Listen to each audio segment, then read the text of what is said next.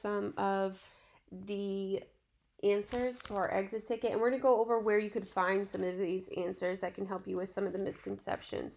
So we're going to start by just talking about what this chapter was about.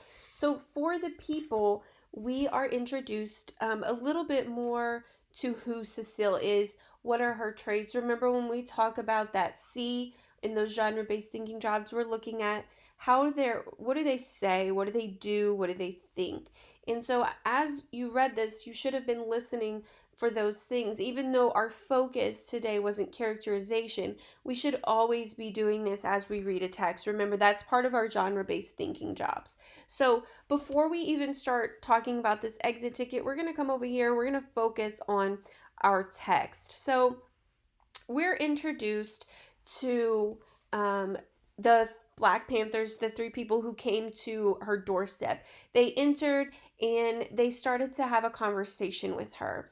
And Delphine, our narrator, kind of describes this conversation, and we come to realize something about Cecile. And so, what I want you to really focus on here is over at the bottom of your page 1. It says after they started talking, so after they greeted each other with the simple hi, how are you, they started to kind of argue. And we see a contrast between Cecile and the Black Panthers, and I want you to focus on that, and that should have been annotated in our character. So the Black Panthers are saying, seize the time for the people, the time is now, whereas Cecile is me, my, no. As you look, it goes back and forth again. It shows us the people, the people, the people. So the Black Panthers, they're advocating for the people. Now, ask yourself, who are the people? Well, in this time, in what we've learned about the Black Panther Party, right? The people are the Black community, the people who have been marginalized by the government, and so they're stepping in and they're trying to do these things. We learned that they fed communities, they educated communities, they ran summer camps. So they did a lot of good within the community because everyone was volunteering their time and making sure that the poor communities were protected and from the powerful. So that's one thing that they talk about. It says on page 3 of this, it says, they were on the news a lot lately. The Panthers on TV were in communities to protect poor Black people from the powerful. And the powerful, what they're really talking about are the systematic oppression that was happening during this time from white governments, right? Everything was ran by white government at that time. And so they were suppressing and they were marginalizing Black communities, not giving them fair treatment. And so they stepped in to provide things like food, clothing, medical help, and to help fight racism. So they carried the rifles and they stood up for their communities. So we see that the Black Panthers are we use that word selfless, right? We use the word selfless when we talk about the Black Panthers. And remember, when we talked about selfless, they're people, they put the needs of others above their own at times. Even though obviously they are also fighting in their best interest, they put their safety on the line to make sure that those in these communities were taken care of. So we want to focus on the contrast between the Black Panthers and Cecile here. Cecile, as we can see, she is very self-centered. Everything's mine, me.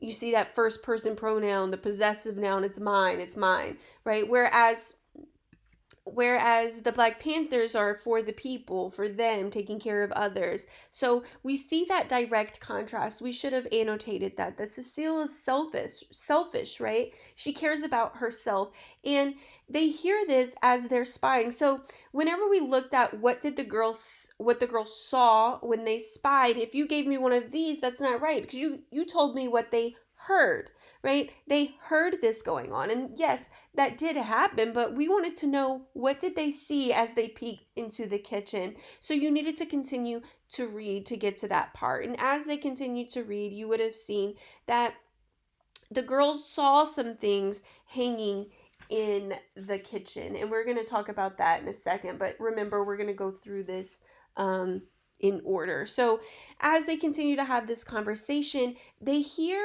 Cecile called by another name, right? And so we have to ask ourselves, why do you think she was called this? Why did they give her a name other than her birth name, Cecile? Why is that?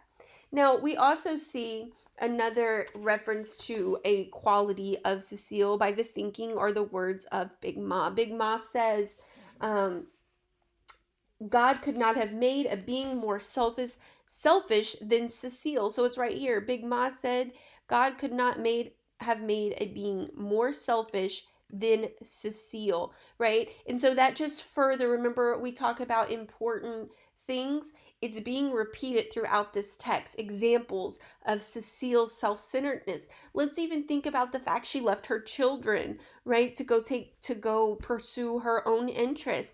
That's an example of her selfishness. And we've seen it over and over again of Cecile caring about herself before she cares about others. And it's just being amplified in this chapter.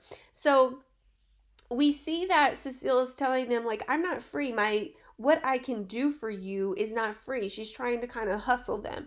And their response is, none of us do this. None of us are getting paid. None of us do things for free. But guess what? We are doing this for free because we want to make sure that we are doing our part. We're contributing to the cause. It's the only way we'll be successful. So we also talk about carrying all the weight. That was one of our questions. Number 3, what is the expression, everyone must carry their own weight? Well, if we look right here, remember, it's important to read things in context. Some of us weren't doing that, and it was making it really, really hard to understand what this means. Now, this is something some of us might have heard in our own lives, like someone carrying the weight for the family, for example, right?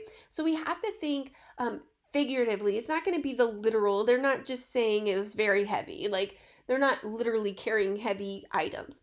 What they're talking about is all of these responsibilities. So it says, like Huey said, we should all carry the weight, and those who have extreme abilities will have to carry extremely heavy loads, meaning we all have to do our part, even if it might be burdensome, right? Because there's a bigger picture. So by the weight or carrying the weight, everybody has something they have to contribute. Everyone has something that is important to the movement, and they have to make sure that they contribute that no matter the burden it causes. So it sounds like to us, Cecile needs money, right? And she's trying to hustle some money for her work. And what they're saying is, no, I know that typically people buy this from you. You would sell it. You would make a little bit of change off of it. But it's more important that you sacrifice this for the bigger cause, for our movement.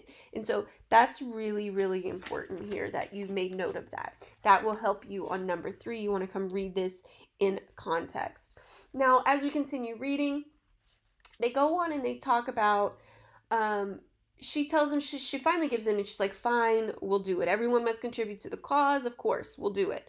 But she tells them that they're going to have to take her children. They're going to have to take her kids, and we have to think, how do they feel about that? So it says, Cecile finally agreed with the Black Panthers as long as they would take her children. They had to feel a little afraid. They just landed in Oakland. They don't know these people. They barely know Cecile, and she's already trying to hand them off to someone. So they must feel a little scared. And really, they don't know that much about the Black Panthers. So we see that Delphine has some, she knows a little bit about them based on what she's seen in the news. But we all know that, as it's described here, the news doesn't paint exactly the best picture of the Black Panther Party, because obviously, the news back then was also ran by the people who were in power, that systematic oppression. So we want to make sure that we make note of that they might be a little afraid. That's really important as we continue to read. Fern and Vanetta had a lot of questions. And one of your jobs on your classwork was to kind of chart those questions, because it's really important for us to make sure that we are charting these questions so we can understand their concerns and their fears. Remember, we always talk about motivations. Why are they scared? These questions can help us answer that. Okay, so it's really important that we pay attention to that.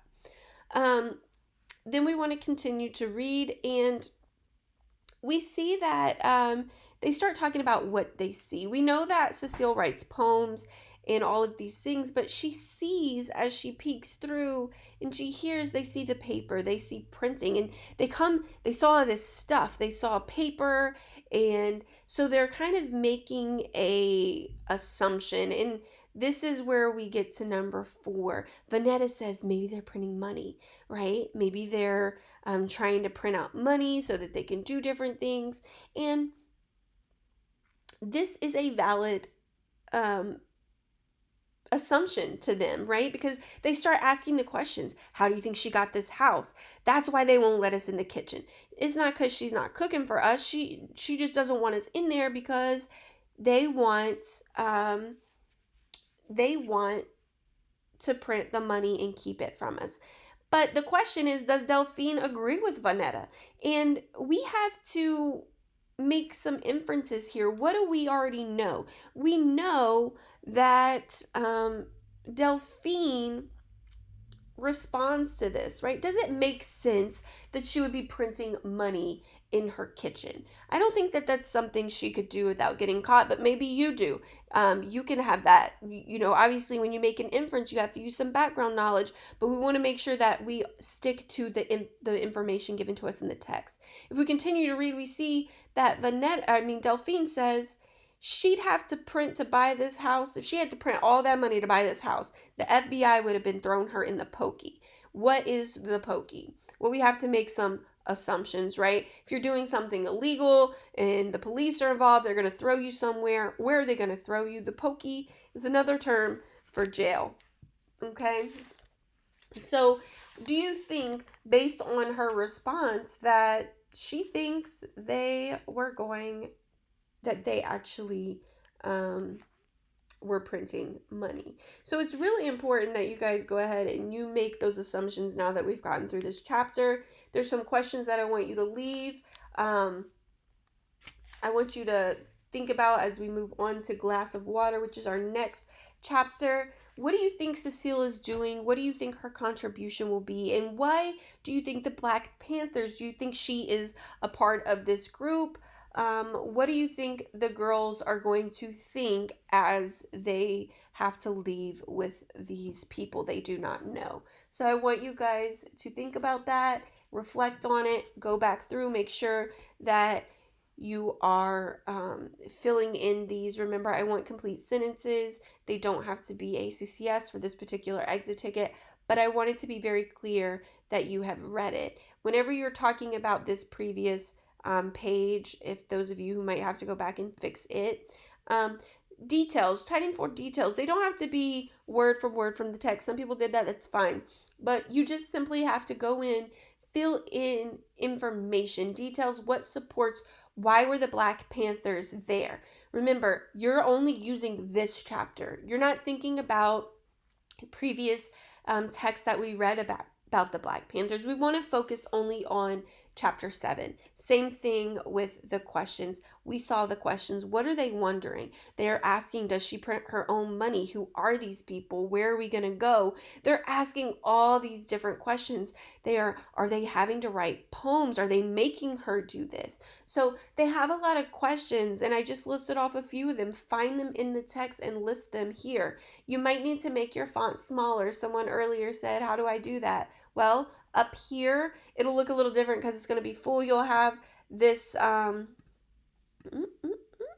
let me double click here. It'll show. You'll see your font right here. Just click this until you make it to about a 10. Once you get it to about a 10, you should be able to fit stuff. You can make it smaller, larger. It doesn't matter because Ms. Smith and I can zoom and we can see everything that you've typed. If you want to make your square a little bit, that's a little bit too much.